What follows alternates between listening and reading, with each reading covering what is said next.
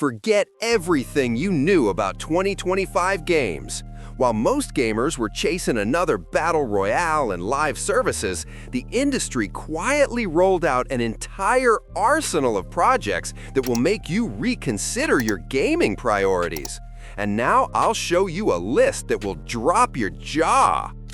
Stellar Blade from Korean studio Shift Up is a game that sells itself through the protagonist, but offers more than a pretty wrapper. This is a competent slasher with Souls-like elements, stylish visuals, and pleasant combat. Eve is a protagonist whose design caused a storm of discussion. Feminists were outraged, gamers delighted, sales skyrocketed. The character's beauty is indeed impressive, but this isn't the game's only merit. The plot is standard for the genre: post-apocalypse, humanity on the brink of extinction, android savior. Predictable, but served with Asian drama, which works. The combat system combines slasher mechanics and Souls-like elements. Parrying requires precise timing, dodging sense of distance, combos system understanding. Difficulty above average but fair. Bosses are the game's highlight. Each opponent is unique, requires their own approach, memorable by design and mechanics. Victory over another giant brings satisfaction. Finisher animations emphasize Eve's attractiveness intentionally. Camera chooses the most flattering angles, which looks like fan service but not vulgar. Visuals are consistently good. Post-apocalyptic Soul is detailed, diverse, atmospheric. Technically, the game is optimized better than many competitors. Comparisons with Nier Automata and Bayonetta are inevitable. Stellar Blade borrows from both but creates its own style. Not a genre revolution, but a solid representative. Wu Chang! Fallen Feathers is a Chinese Souls-like that proves the East can make such games no worse than Japan. Created by Lenzi Game Studio, it offers a fresh look at the genre through the lens of Chinese mythology. Setting is ancient China during a period of turmoil. Plague, war, mystical feather disease turning people into monsters. The protagonist suffers from the same disease, creating time constraints for completion. You need to hurry, but Souls-likes don't forgive haste, an interesting dilemma. The combat system borrows elements from Sekiro and Bloodborne. Focus on parrying, dodging, aggressive play.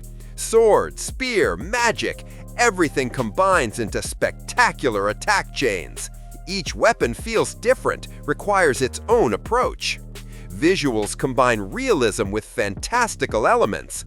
Historical locations neighbor mystical reality distortions. Boss design is impressive. Grotesque creatures from Chinese mythology embodied in 3D graphics. Character progression offers flexibility. You can specialize in physical damage, magic, or balance between them. Different builds open different tactics against the same enemies. Difficulty matches the genre. The game doesn't forgive mistakes, requires studying enemy patterns, patience, and mastery. But it's fair. Every death is the result of your mistakes, not randomness. Comparisons with Black Myth Wukong are inevitable. Wu Chang has a smaller budget, but compensates with gameplay depth and atmosphere. This isn't an attempt to repeat someone else's success, but an independent work. Mafia! The Old Country is a return to the series' roots. Developers abandoned bloated open worlds and focused on what really matters, the story. The result exceeded expectations. The action moves to Sicily in the early 1900s. The period of the Mafia's birth as an organization is shown without embellishment. No romanticization of the criminal world, only the harsh reality of survival in a brutal society. Protagonist Enzo goes through the classic path from honest worker to criminal clan member. The game masterfully shows the character's internal conflict, the temptation of easy money versus moral principles, family ties versus the mafia code. Gameplay is diverse thanks to the historical setting. Firearms are rare and valuable. Therefore, much attention is paid to melee combat, knife duels, fistfights, improvised weapons. This refreshes the series formula. Meetings with legendary characters from previous parts are fan joy. Seeing young Leo Galante learning the origins of events from the first and second games, this is a real gift for franchise fans. The story lasts 10 to 15 hours of pure playthrough without filler. No artificial stretching, side activities for checkboxes, only a solid, gripping story from beginning to end. Visuals are atmospheric. Turn-of-the-century Sicily is recreated with attention to detail. Architecture, clothing, transport, daily life. Immersion is complete. The soundtrack uses authentic period music. Italian melodies create the right mood, emphasize cultural context. Lost Soul Aside is an ambitious project from Chinese studio Ulti-Zero Games. The game started as a solo development but grew into a full AAA project with Sony's support. The result is controversial but interesting. The plot is typical for JRPGs: hero, mysterious ally in the form of a crystal dragon, world full of dangers. Not genius, but works as a framework for action gameplay. The combat system is the main feature. This is a slasher in Devil May Cry style, but with Chinese flavor. Combos, special moves, aerial attacks, parrying, the arsenal is impressive. Animations are spectacular. Every skirmish turns into choreographed violence. The Dragon Ally adds depth. It transforms into weapons, enhances abilities, provides combat support. Interaction with it isn't just mechanics, but a story element. Visuals are uneven. Character and boss design are top-notch. Environments sometimes look outdated. Optimization limps. FPS drops in intense scenes. Price is inflated. For this money, AAA quality is expected in everything, but the game sometimes delivers mediocrity. This scares away potential buyers. For slasher fans, this is a worthy purchase on discount. Paying full price is risky. Better wait for patches and sales. Ghost of Yotei isn't just a sequel to the legendary Ghost of Tsushima. It's an evolution of the samurai action genre. The developers at Sucker Punch have once again proven they can create feudal Japan's atmosphere better than the Japanese themselves. Events unfold 300 years after Jin Sakai's adventures. Now you control Atsu, a mercenary without the samurai code of honor, bound by no moral constraints. Her family was slaughtered by a gang of 6 key villains, and revenge becomes your main driving force for the coming hours of gameplay.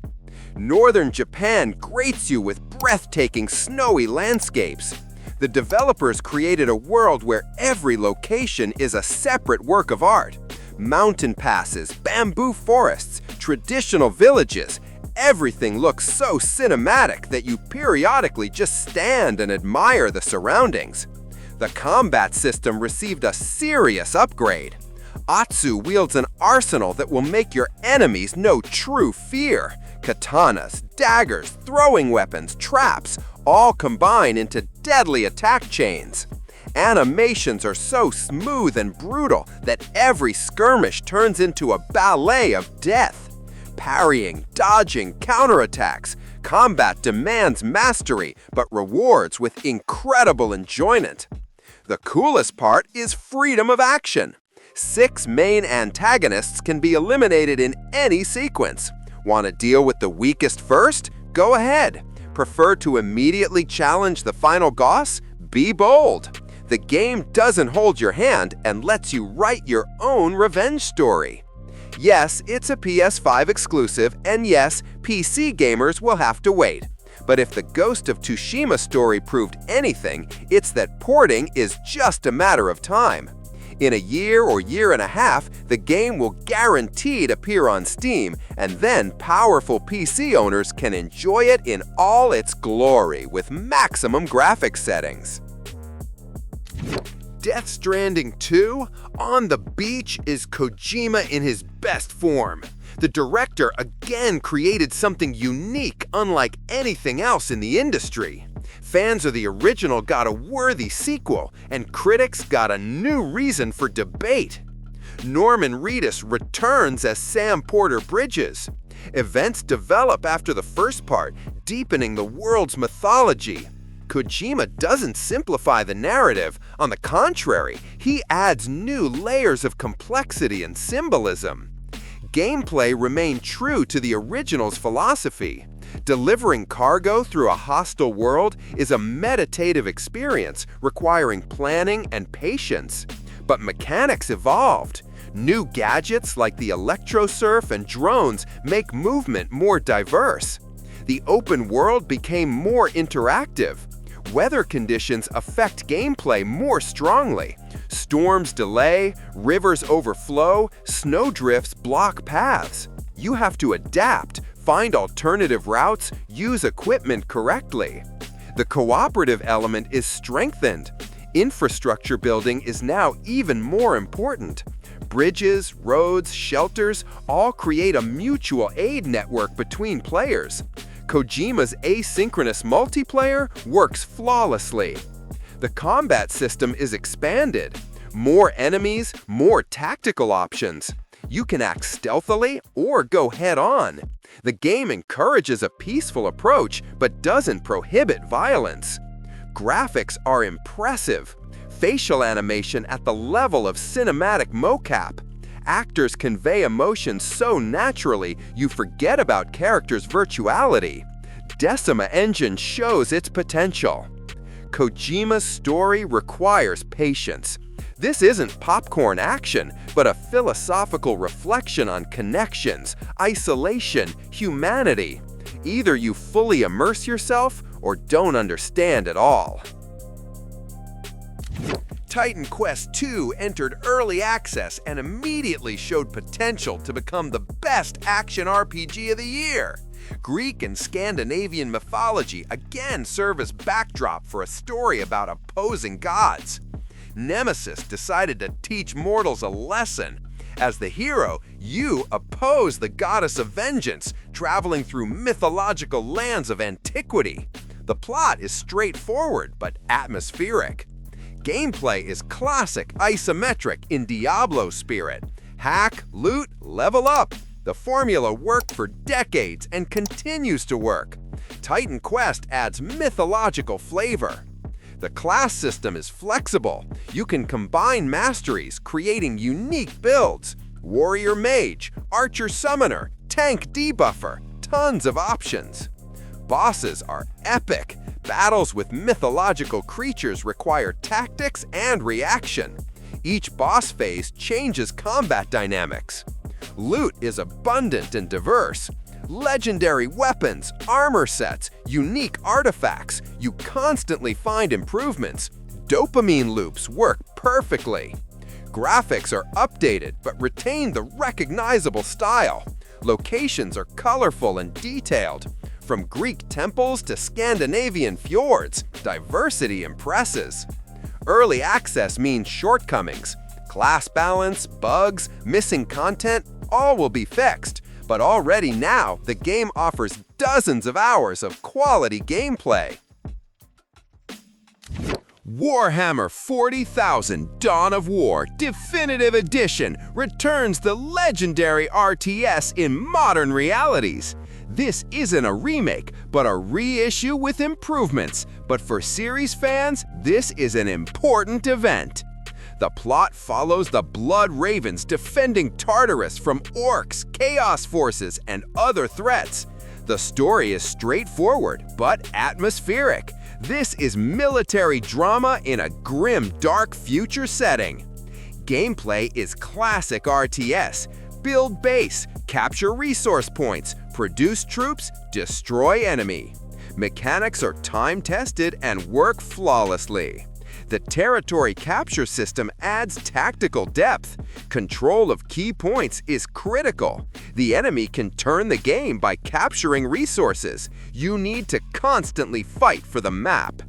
Units are charismatic. Space Marines, Orcs, Eldar, Chaos. Each faction is unique in gameplay and style. Approach diversity is huge. Definitive Edition includes all DLC, full campaign, additional missions, new factions, enough content for a long time. Graphics updated for modern systems. Not revolutionary, but comfortable to play. Interface improved, controls refined. This is nostalgia at its best. The game that defined the Warhammer RTS genre is available to a new generation of gamers. Metal Eden is that rare case when a little-known game turns out to be a pleasant surprise. This dynamic shooter draws inspiration from Doom Eternal and Ghost Runner, creating a unique cocktail of speed and adrenaline. The distant future, where consciousness is uploaded into robotic bodies, serves as an excellent setup for insane action. The android protagonist must save imprisoned digital copies of humans while destroying everything in her path. Gameplay focuses on non-stop movement. Standing still equals death. Parkour, wall running, gravity hooks, dashes, transformation into an armored ram. The arsenal of abilities is huge. Combining mechanics creates the feeling of an insane ballet of death. The visual component is oversaturated with effects. The screen constantly flashes with explosions, flares, distortions. This can irritate, but perfectly conveys the chaos of what's happening. You feel like a living weapon cutting through hordes of enemies. Weapons are diverse and powerful. Energy rifles, plasma cannons, rocket launchers. Each gun feels unique. The combo kill system rewards aggressive tactics and risk. Levels are designed for vertical gameplay. Arenas are multi-leveled with multiple movement paths. You can attack head-on, flank, attack from above. The choice is yours. Hades 2 proves that Supergiant Games are masters of their craft. After the triumph of the first part, the bar of expectations was incredibly high, but the developers delivered. The game emerged from early access, receiving all necessary improvements and content. The roguelike formula remained the same, but everything else changed. New protagonist, new locations, new enemies, new mechanics. Supergiant didn't just make another Hades, they evolved the concept. The gameplay foundation is endless replayability. Each run is unique thanks to random generation of rooms, rewards, and ability combinations. Death isn't punishment, but an opportunity to become stronger, unlock new dialogues, advance character storylines. The combat system became deeper. More weapons, more abilities, more synergies. You can build around any style, from tank bruisers to nimble assassins. Experimentation is encouraged and rewarded. The visual component is a work of art. Every frame can be paused and admired. Character animations, location design, attack effects, everything is executed flawlessly. This is a living cartoon you want to exist in. Darren Korb's music is traditionally magnificent. Tracks are memorable, create atmosphere, amplify emotional impact. Some compositions will become classics of game music. The story is delivered through dialogues between runs. Characters are alive, charismatic, with their own motivations and personalities. You want to return just for new lines and relationship development.